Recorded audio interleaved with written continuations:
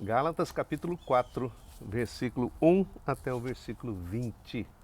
Continuamos nosso estudo na carta aos Gálatas, aos cristãos da Turquia Central, para quem Paulo está escrevendo aqui.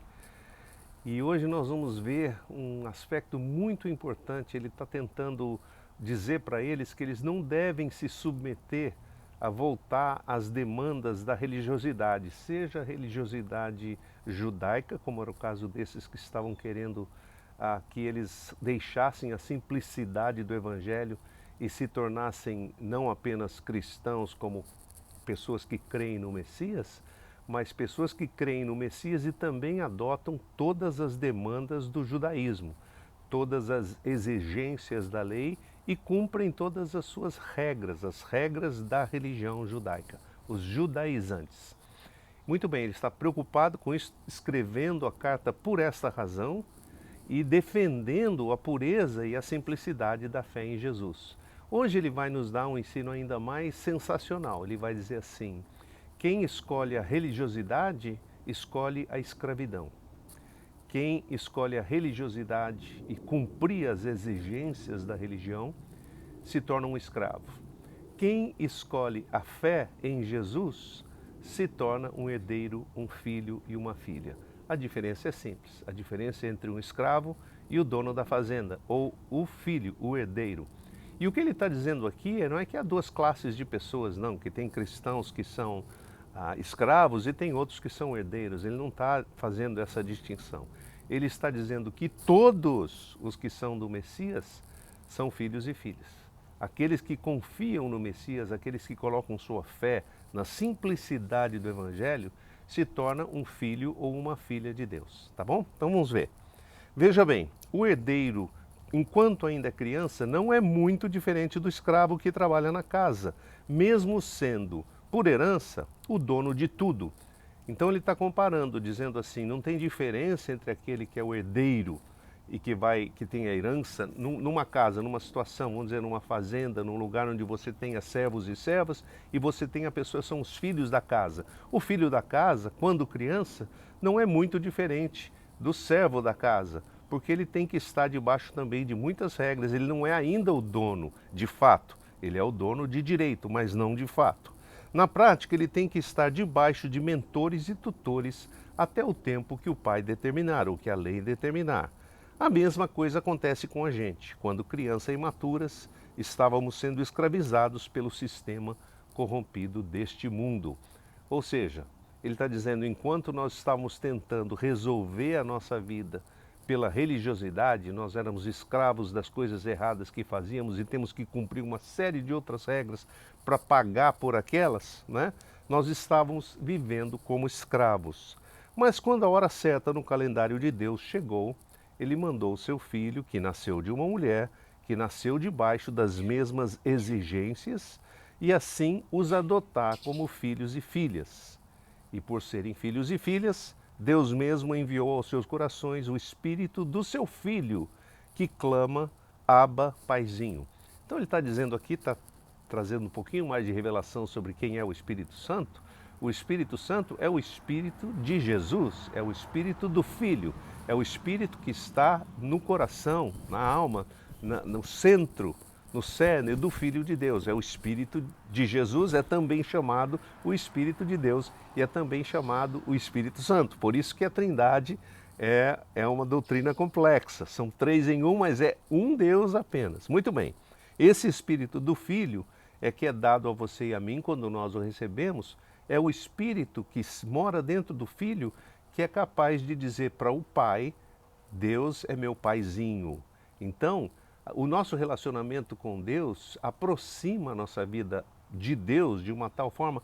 A maioria das pessoas que talvez você conheça, ou que talvez eu conheça, pensa em Deus talvez como, sei lá, uma coisa tão distante, tão etérea, tão filosófica que não dá nem para ser descrita. Ou então pensa assim, eu lembro da música que a gente cantava lá nos Vencedores, né, nas estrelas, Deus não vive longe lá no céu sem se importar comigo. A maioria das pessoas acha que Deus vive lá longe no céu e não se importa absolutamente com a vida delas. Ou então que Deus está muito ocupado com problemas seríssimos aí, das guerras entre as nações e outros problemas muito mais sérios, para ter tempo de olhar para a minha vida, que sou, sei lá como é que você percebe a si mesmo, né?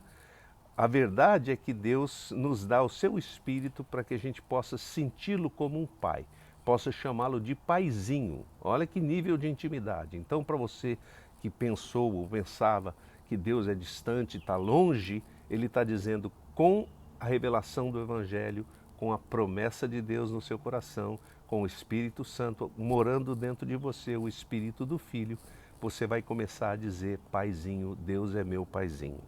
Conclusão, vocês não são mais servos e servas, mas são filhos e filhas. Nós todos podemos nos considerar, se você é um cristão, você diz assim, eu sou um cristão, sou um servo de Cristo. Tem música que diz que nós somos servos de Cristo. Paulo mesmo, em algumas das suas cartas, diz assim, eu sou um servo de Jesus, e ele usa a palavra servo ali, a palavra doulos no grego, que significa eu sou escravo de Jesus. Eu não tenho vontade própria, eu faço aquilo que ele quer. Isso tem muito mais a ver com a devoção que ele tinha por Jesus e com o compromisso que ele tinha com Jesus, do que com esta revelação que ele está trazendo aqui, o mesmo Paulo. Ele está dizendo, nós não somos mais servos e servas, nós somos filhos e filhas. Jesus mesmo falou, o servo não sabe o que o dono da casa está fazendo. O dono da casa não tem obrigação de compartilhar com seus servos o que está acontecendo. Mas os filhos e filhas sabem o que está acontecendo porque eles têm acesso direto ao Pai. Muito bem, você não é mais servo e serva, você é filho ou filha. E são também herdeiros de Deus por meio da promessa. A mudança é radical. De escravo sem direito, você passou a ser filho ou filha de Deus com pleno direito à sua herança. O fato é que, quando vocês ainda não conheciam a Deus, estavam escravizados a outras coisas que não têm nada a ver com Deus.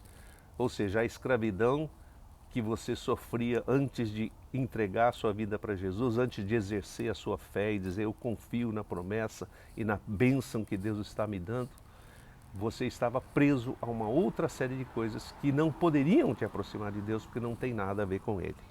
Mas agora que vocês conhecem a Deus, ou melhor, que são conhecidos por Deus, como podem voltar ao que é fraco, ao beabá, ao básico? E ele está falando aqui da religiosidade, porque as pessoas estão exigindo, pedindo e na prática exigindo deles que voltassem à prática do judaísmo, não apenas crer em Jesus, mas se tornar de fato um judeu. Como é que você pode voltar ao beabá, ao básico? Porque isso seria como voltar atrás, como voltar a ser escravo, voltar à agenda da religiosidade, guardar como santo certos dias ou meses, estações ou anos, percebem? Que conversa é essa? Me dá até medo de ter trabalhado à toa em favor de vocês. Paulo está extremamente preocupado com isso. Meus queridos irmãos e irmãs, vejam como eu, porque eu sou como vocês e não estou ofendido com nada. Desculpa, sejam como eu, porque eu sou como vocês e não estou ofendido com nada. Acho que ainda se lembram dos primeiros dias quando eu preguei o Evangelho na sua região. Não lembram? Eu estava tão doente que passava mal. Mas nem por isso vocês se afastaram de mim, nem me rejeitaram na minha enfermidade. Pelo contrário, me receberam como um mensageiro de Deus, um anjo, ou como teriam recebido o próprio Messias, Jesus. E isso foi grande bênção para vocês, não foi? Se me recordo bem, vocês diziam que seriam capazes de dar um olho por mim, se pudessem. Como é que de repente eu virei o inimigo? Só por ter sido totalmente honesto com vocês? Na verdade, tem gente com muito ciúme de vocês e são gente mal intencionada. O que querem mesmo é afastar vocês de mim para que se aproximem exclusivamente deles. Então Paulo está dando a dica aqui. O fato não é apenas que eles querem trazer esse peso religioso sobre vocês e dizer que a religião de vocês não está boa, não está certa, é insuficiente. O que eles querem de fato é a sua aliança, né? Toda mudança de narrativa, gente, em geral vai nessa direção. Eles querem aliança com a pessoa que eles estão pedindo ali. São mal intencionados, querem afastar vocês de mim para que fiquem só com eles. Ciúme é bom na medida certa, quando é mais uma preocupação com o que é correto. E isso vale o tempo todo, e não apenas quando tem gente por perto vigiando. Meus filhos, em favor de quem eu sofro de novo as dores do parto. Ele sentia como se ele tivesse que gerar novamente esses filhos na fé. Eu sinto as dores do parto até que o Messias seja formado nas suas vidas. O meu desejo era poder estar aí pertinho de todos e mudar o tom dessa conversa, porque estou chocado com o que tem acontecido com vocês. Paulo está triste, na verdade chocado, que eles estejam deixando a aliança que eles têm com o Messias e a aliança que é baseada na promessa dele e na nossa simples fé no Messias, que nasceu, viveu, morreu e ressuscitou, e estejam se prendendo de volta a regras religiosas que não levam para lugar nenhum, tá bom? Boa semana para você, Deus te abençoe e até a próxima.